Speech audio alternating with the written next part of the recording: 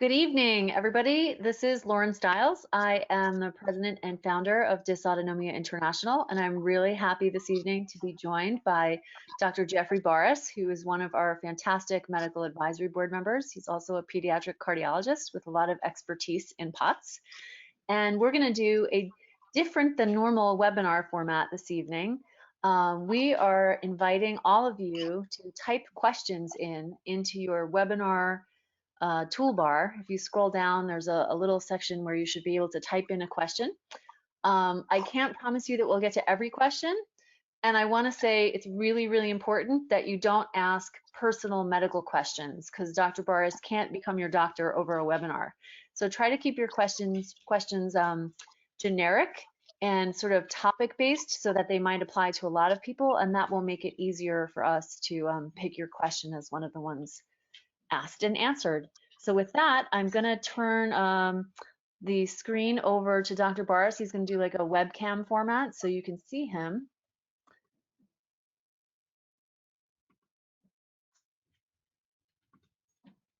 Okay, hopefully that's going to work. Can everybody see Dr. Boris? I can see him. So your webinar toolbar, you might be able to make his video screen a little smaller or larger, and depending on how close you want to get. Okay, so we'll do a question. We had a couple of questions emailed in. So one of the questions was, do you have any experience using ivabradine in POTS patients, and how is that different than beta blockers? So, hi, Lauren. Thank you for inviting me. Oh, sorry. To be here. And hi, everybody. Thank you all for joining us. I miss a lot of you guys that I haven't seen in a while. So, ivabradine is a medication that works specifically at the level of the sinus node, the natural pacemaker of the heart. It works differently from beta blockers.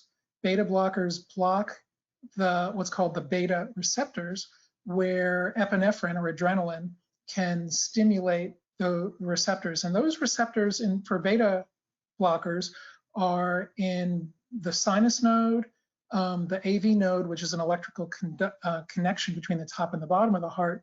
And beta blockers are also in the blood vessels and in other locations around the body. Ivabradine hits a specific channel that is only specifically pretty much in the sinus node of the heart, the natural pacemaker of the heart. So my personal experience, I used it on a couple of patients with POTS specifically, and didn't have great outcomes for them. Having said that, the research shows that about 2/3 to 3/4 of patients do have clinical improvement. It doesn't help everybody. You know, the thing about POTS is that there is the tachycardia, the fast heart rate, but there's also the decrease in blood pressure. And so in my mind, the patients where it may not be working is the heart rate might be going up to make up for that loss of blood pressure. So if you lose blood pressure and now you have decreased the ability of the heart to speed up to make up for it, that can sometimes worsen symptoms. But, excuse me, having said that, like I said, about 2/3 to 3/4 of patients respond. At this point, to my knowledge, the literature on ivabradine is pretty much retrospective data. In other words, they gave it to patients. Did it work? Did it not work? And so there have not been what's called a double-blind randomized placebo-controlled trial. So we don't know how it works blinded, meaning blinded for both the patient and the provider, against a beta blocker or against a placebo. I'm going to add an anecdote to that. Dysautonomia International funded I'm not sure if it's double blind, but I know we funded a rigorously designed clinical trial at University of Calgary being led by Robert Sheldon and Dr. Raj to compare ivabradine to propranolol in adult POTS. So this will be one of the first really intentionally designed prospective studies, which means looking forward sort of enrolling people who aren't on the drug and putting them on it, compared to what a lot Dr. Boris was talking about, these retrospective studies where you kind of treat patients clinically however you treat them, and then you kind of look back at their charts to see if anybody got better or not. So we're happy to be able to fund that. And the only reason we can fund that is because of you guys donating to the POTS Research Fund. So if anyone's really excited about an ivabradine trial, you can donate at curepots.org. And actually, while we're on the topic, the other portal for donation is the Race to Beat POTS, right? Yeah. So the Race to Beat POTS was put together 5 years ago by a couple of patients here in the local Philadelphia area. They've been doing amazing work, and have been this year the Race to Beat POTS is virtual. It's online. I have a team too, so anyone wants to hit us up, you can find it through the Dysautonomia International website under events. Yeah, it's also been blasted all over our social media for the past few weeks. Sure. Dr. Boris has a team and an individual page. You could join his team, you could donate to his team, you could create your own team. And I love looking at the team names that patients and families come up with. There's some really, really funny names like Team Wacky Tacky. They're really cute team names. So let's get back into some of these questions. There's a lot of questions and they're really good. So someone's asking, is it worth it to do a tilt table test again for a patient who is stable after a couple of years to see where the patient is in terms of dysautonomia? So tilt table testing, and for those folks that are not familiar with tilt table testing, a tilt table is a table in which a patient is brought in. They have usually been fasting for a little while, haven't had anything to eat or drink. They lay down on the table. There's a footboard at the end of the table. The patient is strapped onto the table and an IV is put on, EKG leads, pulse oximeter to measure oxygen saturations and blood pressure cuff. The patients lay down on the tilt table for a specified amount of time. Heart rate, blood pressure, all that stuff is measured. And then the table is tilted up mechanically to, depending on the protocol, anywhere from 65 to 80 degrees up. And then we kind of stare at the patient for a little while and measure heart rate, blood pressure, etc., and see how they do. The answer to the question is that tilt table testing results vary through the day, through the week, through the month, and don't necessarily correlate with how the patient is doing. I think the other thing, especially with tilt table testing, is that as opposed to, say, a 10-minute standing test, where when you are standing, you are doing what's called active standing. When you actively stand, your muscles in your legs are squeezing and helping to pump blood back up to your heart.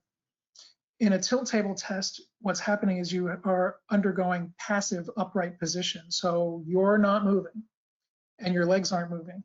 And what I have seen a lot of other patients and providers have seen as well is that the tilt table testing tends to wreck the patient, tends to sometimes exacerbate their POTS. And in the end, what does that mean? We don't know what that means from how does that correlate with real life? I think if you are doing well,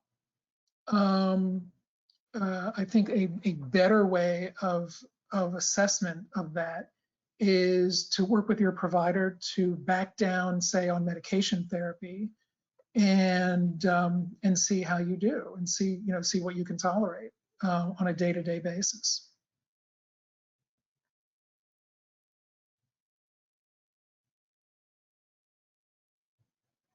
Wow, that really shut things down. Oh, sorry, I was on mute. Sorry, I was asking a question. You couldn't hear me because I have a dog and she's walking around, prancing around the house, making noise. So my next question from someone else is, can POTS cause anxiety, or is it more of a side effect of dealing with all the issues that POTS causes? Fabulous question. The answer is probably yes to both. I think I term POTS like the old, or I think of POTS kind of like the old, what used to be called the old Chinese water torture, where you know something bad is going to happen to you, but you don't know when, and it's going to occur at an inopportune time. You're out with your friends, you're in school taking an exam, you're doing something important in your life, and all of a sudden you have symptoms. And so those things can absolutely bring about anxiety for being concerned that something's going to happen, being worried about something going to happen. As well, it can actually bring out depression because it is a chronic illness. It takes you away from doing the things that you love. It takes you away from the friends you want to be with, from the activities you want to do. That's hard. That's really hard. That's very depressing. And so I think it's very important to make sure that you have counseling in your life for the patient. If it's a pediatric patient, making sure that the family's getting counseling as well to give everybody the tools to learn how to cope with this. We are not born with the tools in our toolbox, if you will, for dealing with chronic illness. So learning those tools can be really helpful. And sometimes dealing with those tools includes using medications to control anxiety and or depression. Okay, our next question is, are pain, aches, and weakness in the legs normal in someone who has POTS? And if so, what can we do to improve those symptoms? Nothing's normal. So yes, it is. Would I say it's normal? I would say it's something that we do see a lot of. And there can be several reasons. So intervention for that depends on what the reasons are. Some of those reasons might be from a muscular standpoint or from a nerve standpoint, something called small fiber neuropathy, and that can cause numbness, tingling, or pain. So a neurologist would be appropriate to help with that. Sometimes it can be joint pain. So, and one of the things that we see associated with POTS a lot is joint hypermobility, meaning the joint goes past the normal range of motion and shouldn't be doing that. And when you take your joints past the normal range of motion on a routine basis, it damages the joint and can cause pain. So learning how to do exercise to strengthen the muscles around the joints, because what happens is the tendons and the ligaments and those things that are supposed to be working to help stabilize the joints are not doing that appropriately. So you have to strengthen the muscles around that to do that, and which means connecting with a physical therapist who knows how to do that. And excuse me, that can be sometimes difficult to find. But there are definitely physical therapists who are familiar with managing hypermobile joints and helping with the pain. Lastly, there are medications that can be used for chronic pain, and that's something that you can talk with your provider about as well. Okay.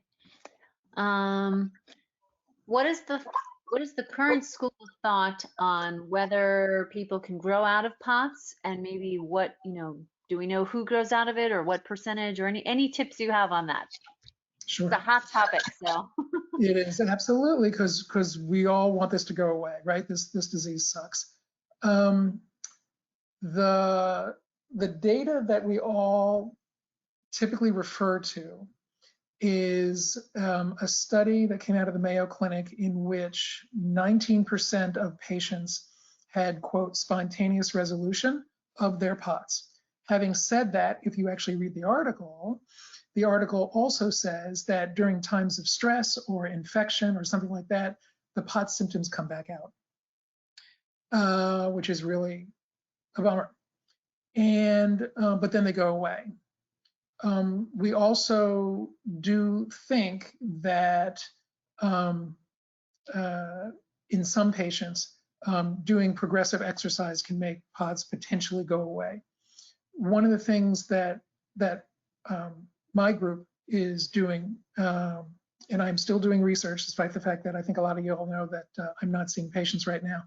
I'm still doing research, and one of the things that we are doing, and that's going to be in conjunction with Lauren and with Dr. Satish Raj in Calgary, is doing something similar to the Big POTS study called the long-term POTS outcomes study, where we're going to be doing a fairly sizable questionnaire and sending them to my patients, those folks who have seen me in the past, and seeing how everyone's doing, and trying to find out from a longitudinal standpoint how patients are.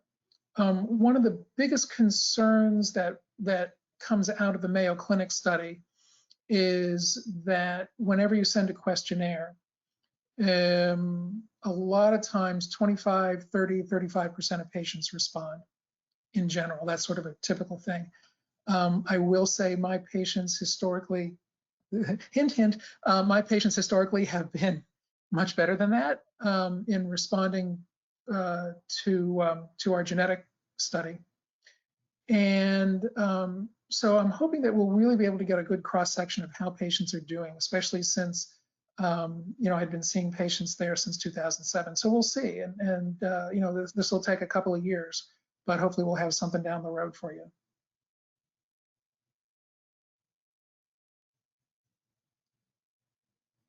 Sorry. I think you're muted again. Okay, so here's a question that is a good one. So what is the benefit of doing the sweat test? First, we should probably explain there's two different sweat tests.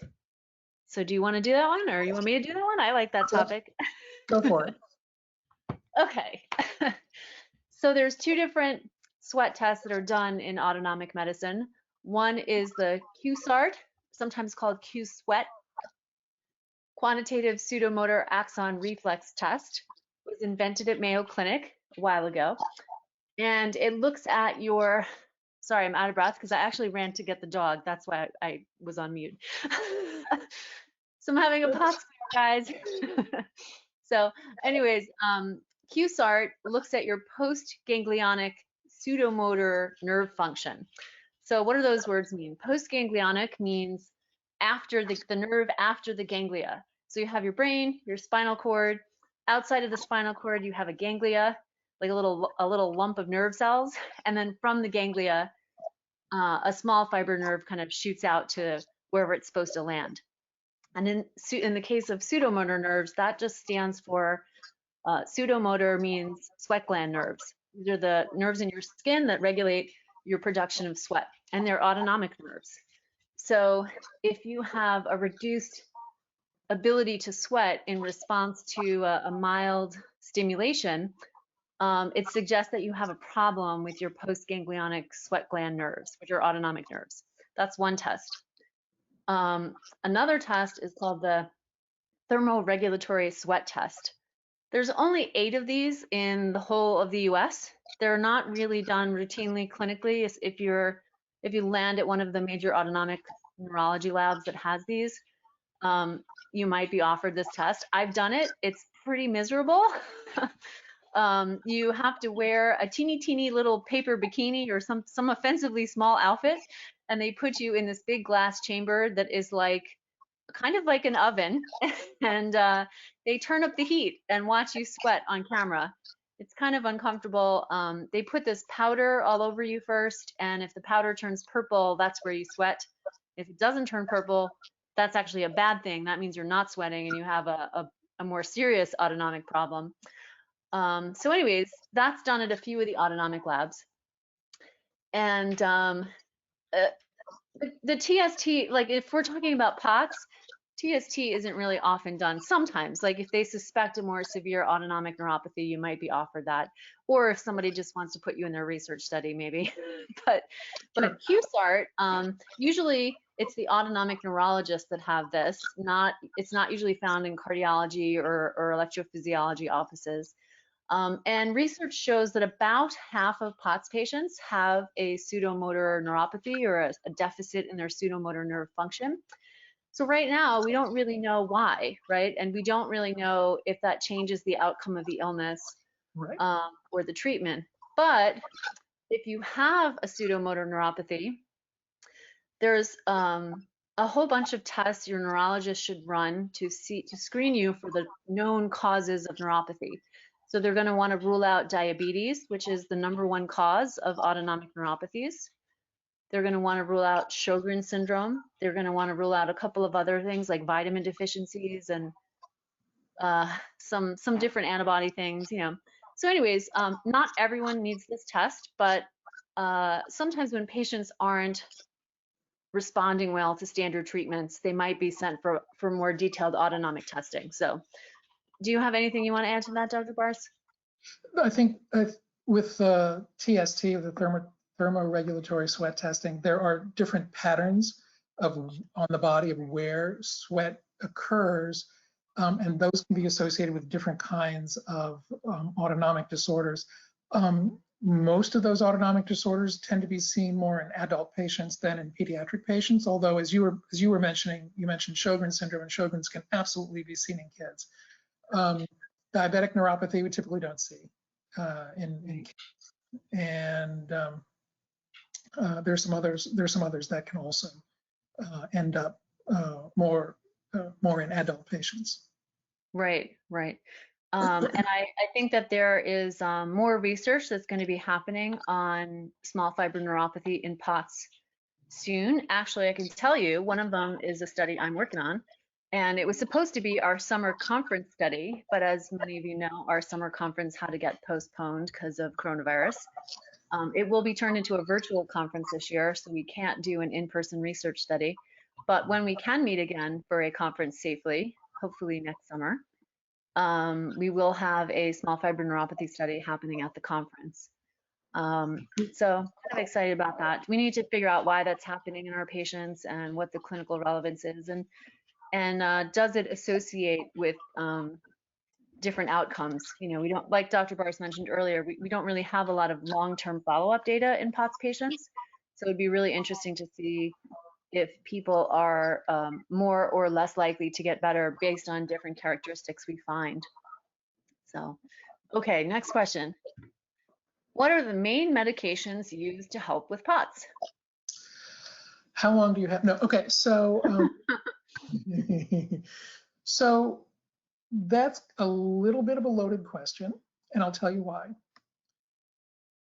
Different caregivers around the country and around the world have different comfort levels with using different medications. So as well, different caregivers around the country and around the world have different comfort levels managing different aspects of POTS. So for example, there are some cardiologists who will only manage the cardiac issues. They'll just take care of the tachycardia and the blood pressure, and that's it. If you have headaches, off to a neurologist. If you have GI problems, off to a gastroenterologist you go. Other providers, like me, feel more comfortable managing more of a global aspect of the patients, and then if I feel like I'm still having difficulties, then I will go ahead and forward the patients to a neurologist or a gastroenterologist or whomever I feel appropriate.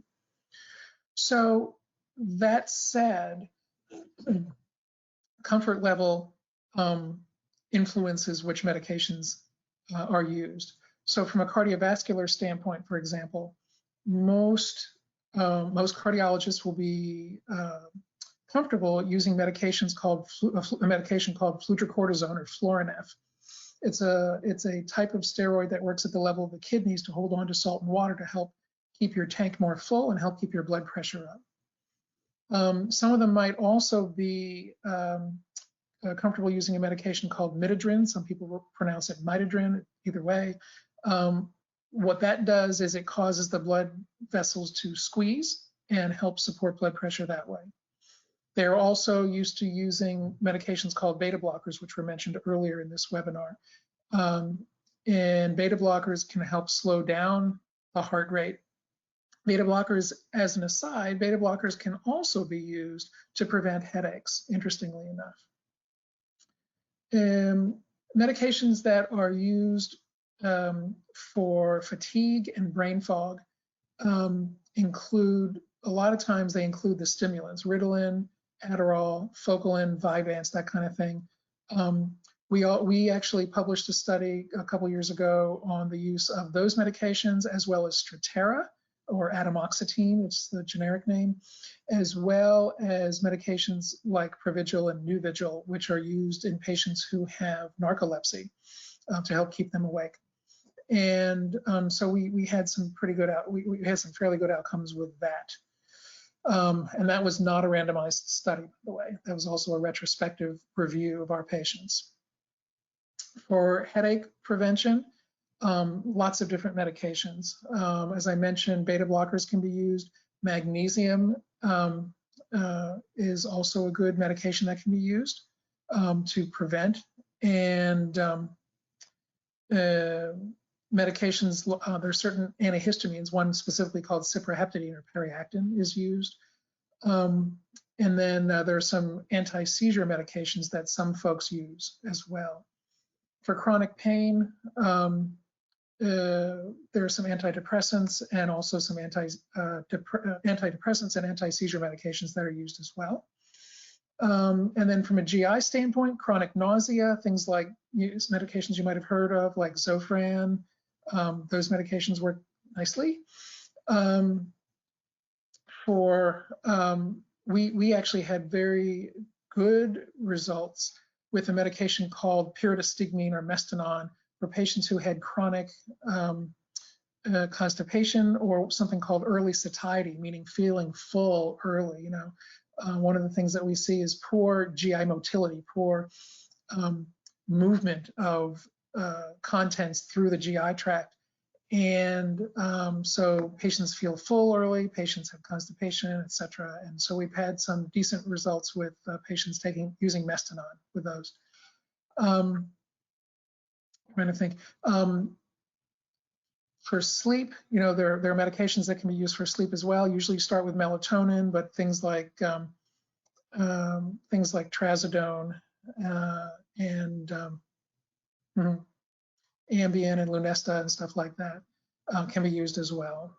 Clonidine as well. There's a lot of different medications that can be used. A lot depends on the comfort level and really the creativity, I think, of your provider to go ahead and move forward with that using those kind of medications. So, I mean, the use of medications could be an entire 45 minutes to an hour talk by itself, really.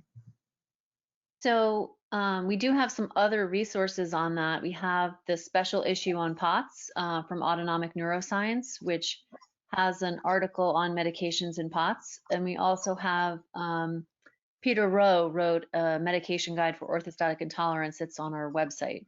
So it's not neither of those resources is a really fully comprehensive list, but it's kind of the most commonly used medications described and what their purpose is and their side effects to be on the lookout for. So those can be helpful resources.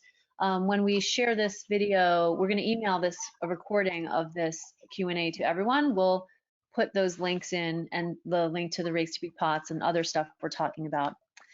So we're already halfway through our webinar and there's like hundreds of questions. So I'm going to try to do rapid fire questions with you as quick as you can. Although this one is probably not a rapid fire one, but it's actually very interesting. Your research publication recently about transgender teens that improved after starting testosterone therapy didn't allude to any mechanism. Can you give some suggestions on how testosterone could act? Is it autoimmunity? Is it connective tissue? What are your thoughts? So my initial thought, and this is not to be glib, but I am not an endocrinologist and I don't play one on TV. Actually, Lauren, you and I had a discussion about this when we were in Washington, D.C. For that congressional presentation a few years ago. And your your knowledge of this is probably better than mine. The short answer is I don't know. I think the thing to keep in mind that we see is in our data is a 3.5 to 1 female to male ratio. And in other data, it's anywhere from a 4 or even 5 to 1 female to male ratio. So definitely way more girls, way more women having POTS. So there is definitely something about either increased estrogen or decreased testosterone levels, relatively, that becomes a risk factor. And then in these 3 patients who were using testosterone as part of their transition therapy, they had a significant decrease in their POTS symptoms. I'm going to have to punt beyond that. And Lauren, if you want to go ahead and delve into that, be my guest. Sure. I don't think anybody has the real answer, right? We don't really know why they feel better. We're glad they feel better. There's some sort of theoretical things we can talk about, and certainly it's an hormone research in POTS, sex hormone-based research in POTS is greatly understudied, and we need to know why this is a female predominant condition. We need to know whether different types of hormone therapies could help people. We've seen anecdotally some adult male POTS patients who didn't have any kind of physical hints of low testosterone, that, they didn't have baldness, they didn't have a lack of sex drive or anything like that, but they found out from their doctors that they had somewhat low testosterone, and they supplemented, and they actually reported an improvement in symptoms. So that's anecdote, that's not research. The idea that that maybe in some other autoimmune disease, not that POTS is autoimmune, but if it was, there are some autoimmune diseases like Sjogren's, which is very female predominant. Sjogren's is about 90% female. Men with Sjogren's are more likely to have low testosterone, and women with Sjogren's are actually more likely to have low like testosterone precursors. So testosterone, even though it's a male sex hormone, women have a little bit of testosterone too. So there's other conditions that have this very strong female predominance where there is something going on with the hormones. And, we don't know if that's causative or just a risk factor or something that maybe you had this hormone problem your whole life and it never bothered you until you had POTS. Then it sort of became a clinical symptom driving problem. There's also research from Vanderbilt showing that women with POTS have a higher rate of estrogen dependent gynecological disorders. So these are disorders associated with abnormally sort of excessive female sex hormones, like endometriosis and PCOS. So the bottom line is we don't know, and we know we need to do some really good hormone research on males and females with POTS. And I think Dr. Boris's case report was fascinating, and we'd actually heard some anecdote from other transgendered patients who had transitioned from female to male with hormonal therapy, and also reported the same thing, that they had an improvement in symptoms. So that was great to see that published. I think the thing mostly about that was to give a different angle on the sex hormone aspect of its involvement in the pathophysiology of POTS, whatever that may be. Yeah. Oh, yeah. As to the individual asked, is this an autoimmunity issue, a connective tissue issue? It could be all of the above. Sex hormones do so many different things to your body. There is research. It's Dr. Vernino and I cited it in the autoimmune POTS article in the Autonomic Neuroscience issue. There is some research showing that sex hormones play a role in autoimmunity risk, with the general concept being that testosterone is protective against autoimmunity, and that estrogen might sort of tend to promote a little bit more autoimmunity, which kind of makes sense because about 75% of people in the world who have an autoimmune disease are female. Connective tissues actually definitely have a role with sex hormones. When a woman is pregnant, all kinds of sex hormone changes loosen certain connective tissues to make space for a baby. That some women with POTS will notice that their symptoms become much more significant at certain times in their menstrual cycle, which is likely driven by sex hormones. So much to learn there, and really kind of gives me a little hope. It's an area we haven't tapped into with research, so we're going to find something good when we do eventually look there. Sure. All right, I'm sorry that wasn't the quick question, That was quick not answer. rapid fire. I'll try. Okay, how would you treat? Is it common for people to get a rise in their tachycardia, like a post-viral POTS flare? And if so, which we know the answer is yes, but if so, what do you do to treat that? When you say a post-viral, so the diagnosis of POTS has already been established, and then Yeah, if you have POTS and then you get a bad cold and you feel like yep, more POTSy for a while, how do yep. you manage that? So yeah, and very common. We see patients who, for folks who don't have POTS, might be a little cough, a little runny nose, might be even asymptomatic COVID, and for these patients, it kicks their butts for a week and a half, 2 weeks. So it really might mean a need to increase fluid and salt intake, maybe adjustment of medications as appropriate, just so you can get through it as best as possible. If you can, try to continue exercise protocols, because the exercise helps to give you better tolerance, gives you what we call cardiac reserve. And what we noticed in patients who had, for example, been using a modified version of the protocol from University of Texas Southwestern, which is, I believe, still on the Dysautonomia International website. Once they got about 4, 5, 6 months down the road into using that exercise protocol, their tolerance for intercurrent infections was so much better. And their ability to bounce back was so much better as well. Quick question with a very long answer. What causes headaches and migraines in POTS patients? Actually, quick question with a quick answer. I don't know.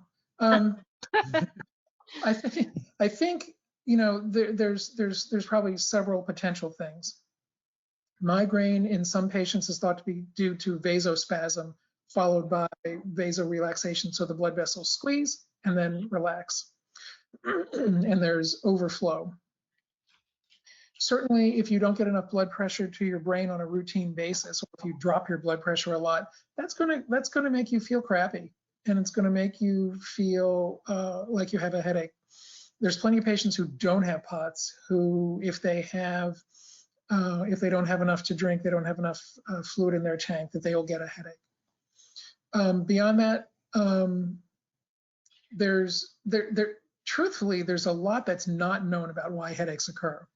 And so that research has been running for years, and we just don't understand that concept of pain and where it comes from. So do you have any suggestions on headache treatments? Like, are there any drugs that work? So I think we should specify headaches and migraines differently here. And if you could talk about the newer migraine meds, CRGP, or I always get the acronym wrong. You know what I'm talking about? I've heard of them. Those are medications that I don't use. I think in general, the way to think about migraine is severalfold. One is to make sure that you figure out what your triggers are. So some people, their triggers are red wine or certain smells or certain foods that they eat, that kind of stuff, and avoiding those triggers. Number 2 and 3 are, from a medication standpoint, number 2 is what's called abortive therapy, meaning you get a headache, you take a medication to make it go away. You can't take those medications on a daily basis or on a routine basis, but if you get migraines a couple times a week or whatnot, you can take those. And if you have migraines less frequently, say once a month, once every couple of months, maybe all you need is abortive therapy.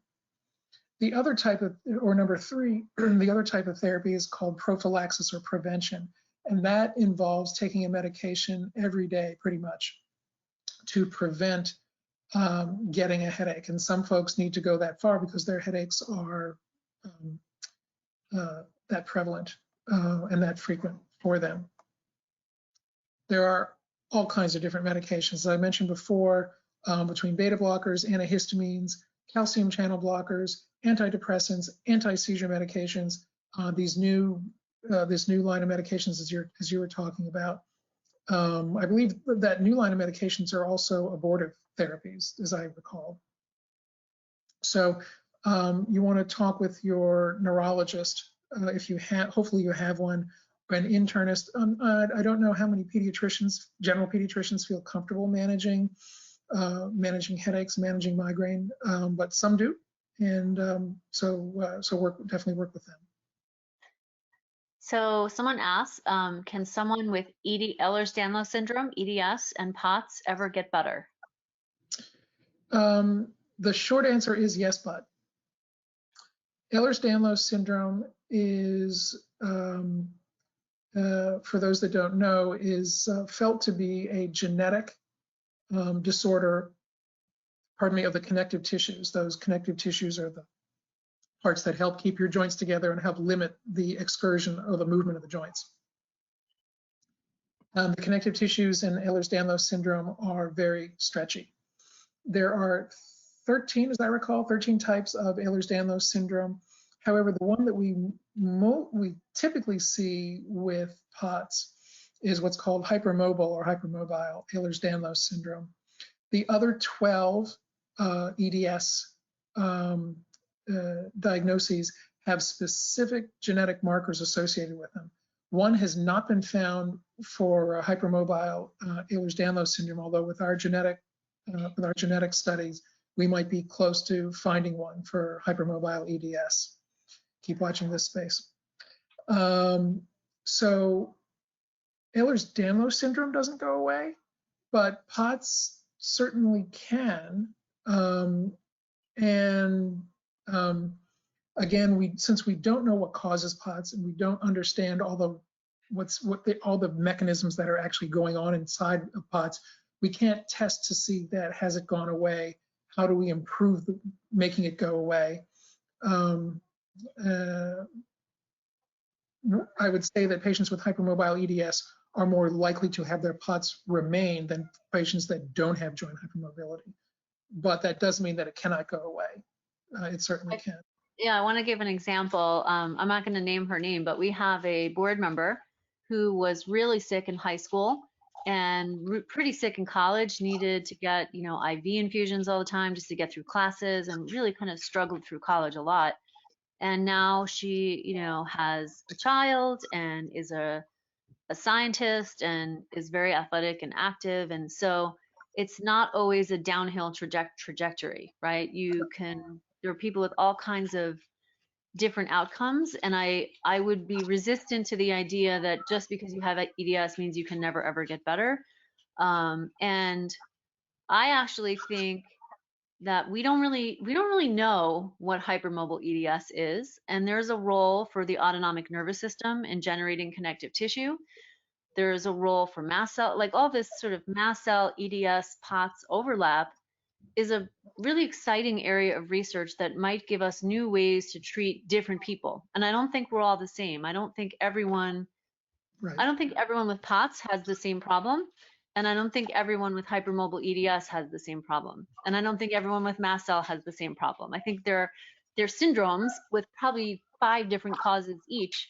And as patients and parents, we talk to each other as if we all have the same thing, but we don't really know that. And so when you hear someone else's story that sounds really terrifying and scary, that doesn't necessarily mean it's going to be your story. And let's hope not, right? but I have an autoimmune form of POTS, and I have gotten so much better with immunotherapy. But I'm actually, it's actually relevant to one of the questions someone had asked, can small fiber nerves grow back if the underlying condition is treated? Yes, I know that because my small fiber nerves grew back, but we actually know that from research, even in diabetes, which is an ongoing chronic condition. When a patient with diabetes does regular exercise, their small fiber nerves grow back. So this could be one of the reasons why regular exercise is helpful for POTS. We don't have a study proving that particular mechanism yet, but I've pitched it. I've asked a couple of people to do it because I think as patients, exercise is so hard for us. So sometimes it's hard to wrap your head around why you're being made to do this miserable thing. But if you knew that it might grow your small fiber nerves back, that's maybe like an extra motivation to suffer through the crappiness of having to start the exercise regime, which I did and was the worst 6 months of my life probably. But I'm glad I did it. I did it. But on top of other treatments. So anyways, I'm sorry I'm talking too much. Let me ask you the next question. I just want to say that I think exercise is probably one of the most underrated, underappreciated interventions, not in POTS, but for the psychological comorbid, or co-occurring issues like anxiety and depression. And as you're talking about for small fiber neuropathy or for diabetic neuropathy, it does so many things that we still don't understand. We still haven't been able to come up with a full tally of all the things that exercise can do. But I absolutely speak so highly of it because it really does make a difference. Yeah. Here's a good question. Nausea in the morning. What causes that, and what can we do to lessen it? So nausea in the morning can be due to a couple of things. It could be due to gastroesophageal reflux. It could, oh, there's the dog. He wants to be let in. Okay. Yeah, right. It could just be associated with decreased GI motility overnight, and you have to kind of get up and get moving. It could be associated with low blood pressure in the morning. Certainly when we go to sleep at night, when we lay down, a lot of fluid in our body comes back into our blood vessels, and we pee it out. Our kidneys get rid of it for us. And especially in POTS patients who are drinking so many liters of fluid a day, they have so much more fluid on board that their body's like, okay, we're done, get rid of it. And so that nausea might be a symptom of, excuse me, of decreased blood pressure as well.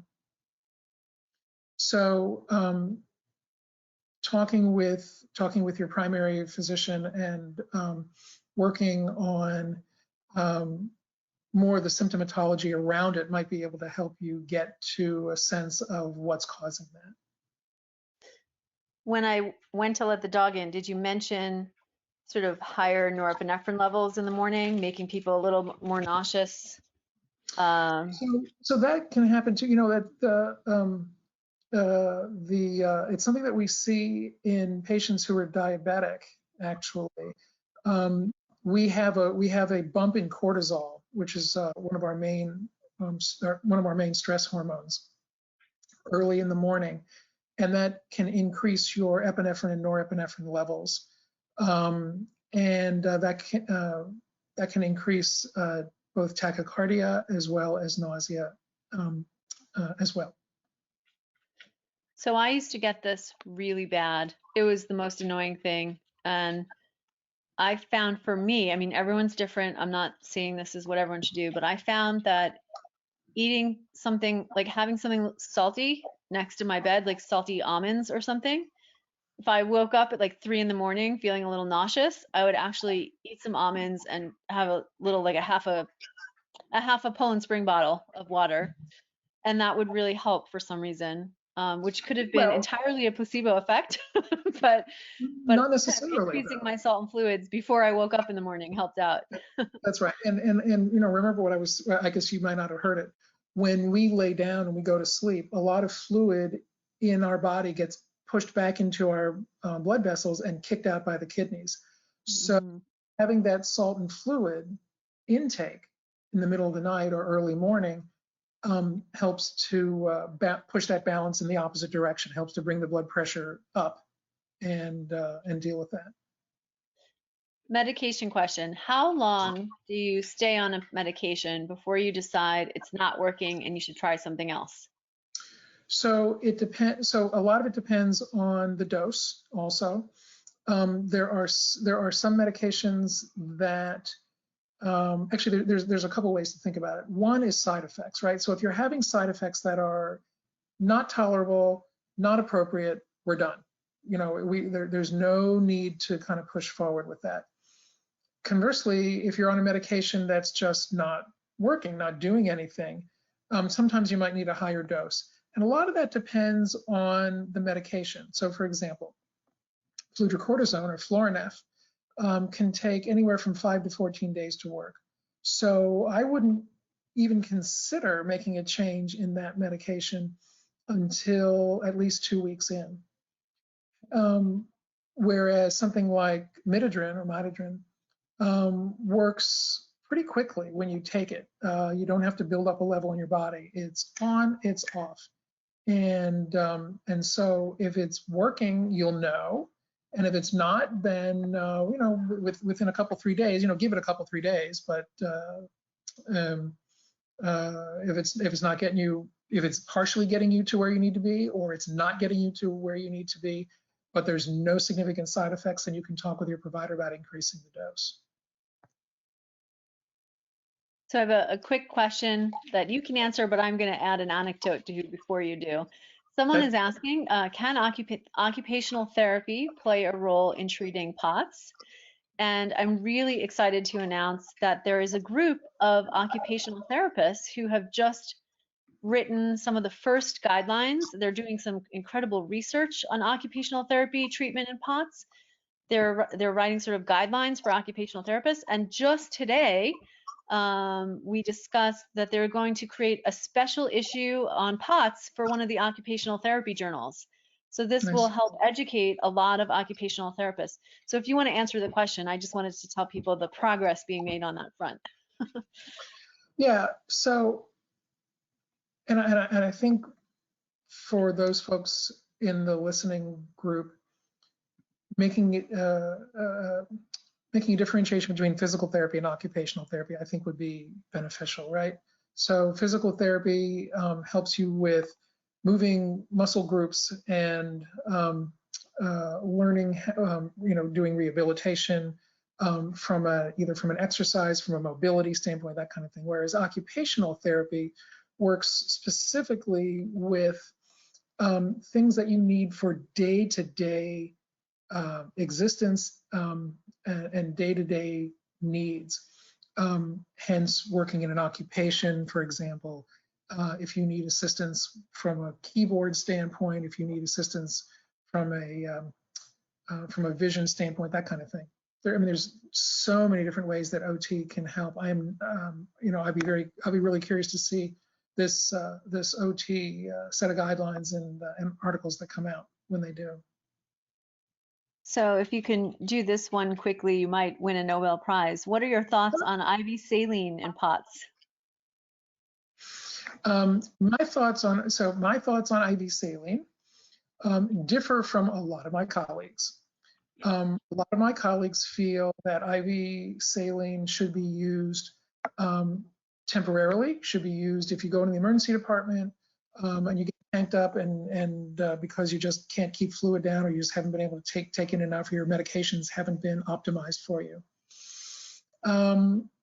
I've had patients that have failed everything. They failed multiple medications, they failed compression stockings, they're failing exercise, they just are not functional. And I will use normal saline. I don't like to necessarily do it forever. I certainly don't like to put in a port or a central line in these patients due to the high risk of infection. But I have absolutely used normal saline infusions in patients once a week, once every 5 days, twice a week, even 3 times a week. I really hate to do that. But you got to do what you, in my mind, you have to do what's best for the patient to help them be functional. So yeah, I don't know about the Nobel Prize on that one, but my feeling is from a risk-benefit ratio standpoint, I think the benefits outweighs the risk. Yeah, and I'm always adding these anecdotes, huh? My personal story. I think that the key the controversy about saline isn't necessarily the saline itself. It's that most of the doctors who strongly object to it, what they're really objecting to is the use of PICC lines and chest ports to deliver the saline, which you eventually need if you're getting ongoing saline as like a regular treatment. Your veins will run out of good spots to get stuck. Yeah. And so it's a really serious issue, and it's a little bit scary to talk about, but we've actually had POTS patients who died not from POTS, but from the blood clots they got from their chest ports. And I had a blood clot from a PICC line, and then I had a chest port slide into the middle of my heart, and I had to have emergency surgery to get it taken out.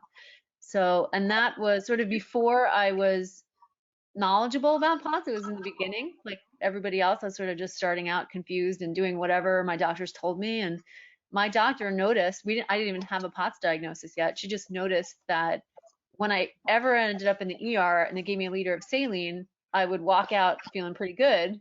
And then like 2 days later, I'd be in her office again sick. So she was like, I think I'm going to send you home with saline. And it sounded like a good idea, but I had some pretty serious complications, and I've had friends who passed away from blood clots that they were got because of their saline chest ports. So just be careful. We're not judgmental against people who are using this, but it's very much a concern. There are some doctors who are quick to just give you a port because when you're getting saline, you're going to bother them less. You're not going to come to their office all the time. And there are some doctors who would just love to have POTS patients stop calling them all the time. So they're just like, oh, here's a port, go right ahead, So just be careful about that. All right, enough of my commentary. The next question is, so can you explain in 3 minutes or less the relationship between mast cell activation syndrome and POTS? Okay. Let's back up. So the mast cells are part of our immune system. They're the sentries, they're the guards, they're the cells all over our body that are sampling our environment and telling our immune system, is this protein that we've encountered friend or foe? Mast cell activation syndrome occurs when the mast and so actually, let me back up. The mast cells inside them have these little granules of chemicals that call on the immune system to function, and they can cause all kinds of issues like the blood vessels being leaky, and so the immune cells can get out of the blood vessels and into tissues.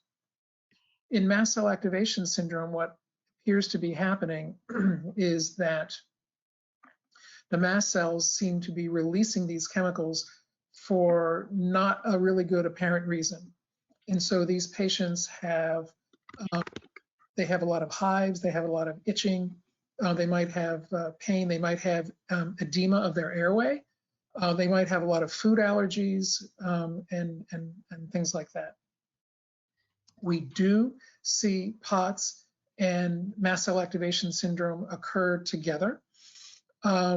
Again, as Lauren was talking about before, there is some thought that at least some types of POTS are immune mediated. And so if there's a problem with the immune system, all kind of things can happen with that. We don't, interestingly, the diagnosis of mast cell activation, the traditional diagnosis in part is based on tachycardia, because some of these chemicals can increase the heart rate and decrease the blood pressure that are released by the mast cells. And so that does lead to some aspect of overlap independently of that as well. But having said that, I think we don't know exactly how mast cell activation syndrome and POTS interact specifically and why they may occur together. Okay, so with that, I'm gonna share some info with you guys on some upcoming events that I just wanted to chat about really quickly. And Dr. Boris is still there. So teen support group virtual meetup coming up this weekend. If you have any teenagers with POTS or any form of dysautonomia, we have a teen support group meeting coming up, and it's fun. We also have a teen support group on Facebook that's run by some young adult college age students who are very mature. It's no parents allowed, so if the teens want to check that out, they can find it on Facebook. We have regional support group meetings happening all over the place, and because of coronavirus, we've turned everything virtual. So those are kind of happening online on Zoom. We have an upcoming webinar on Social Security disability and the difference between that and Social Security income, which is poverty-based, not disability-based, from 2 attorneys who are really great. We have wellness classes. We've been doing like about 1 a week, exercise, mindfulness, yoga. These are just free classes that are meant for dysautonomia people. They're pretty low energy. We're not requiring anyone to do like intense jumping jacks or anything, because we know everybody's got a different physical ability level. Race to Beat POTS is Dr. Boris mentioned earlier. That's coming up, and the teams are forming now. In the fall, we'll have the POTS Walk and the Dysautonomia Dash. The conference is going virtual. That will probably be held in October. And of course, everybody knows Dysautonomia Awareness Month is in October. So we have a sort of a busy schedule. And you can find all of our events at bit.ly/DI_events. That takes you to our Facebook events page. We're actually working on a big overhaul of the website. So you will have an actual events page on our website soon. Right now, it's just a link to the Race to Beat POTS, but we'll have a more functional website when the overhaul is done. So here's just some quick links if you want to use them. I actually think these are really good to use on the support groups when you're talking to other patients and parents. If someone's asking questions about compression stockings, you can just type, dysautonomiainternational.org/stockings, and it sends them to an article all about that. There's all kinds of tips on our website. The CHOP modified Dallas protocol, which Dr. Boris wrote based on the original Dallas protocol by Dr. Levine. It's on our website, and it's really helpful. And even if you don't have official POTS, I've found people with other types of dysautonomia using it, and it can be helpful because it focuses on reclined exercises rather than trying to run on a treadmill on like day 1. So any closing thoughts, Dr. Boris? No, I'm sorry. We're sort of stuck virtually. It would be great to see everybody in St. Louis this month, it would have been. But I'm glad we could do this, and I'm happy to do more, and hoping to let folks see more of our research and more of Dysautonomia International's supported research in the future. Yeah, well, we're very grateful for the research work that you're doing, and that's still going on, and all your help with our medical advisory board. So, all right, everybody, have a good evening. And this is being recorded, so it'll be emailed out to everyone who registered for the event, and we'll send it with some links. All right, good night. Take care.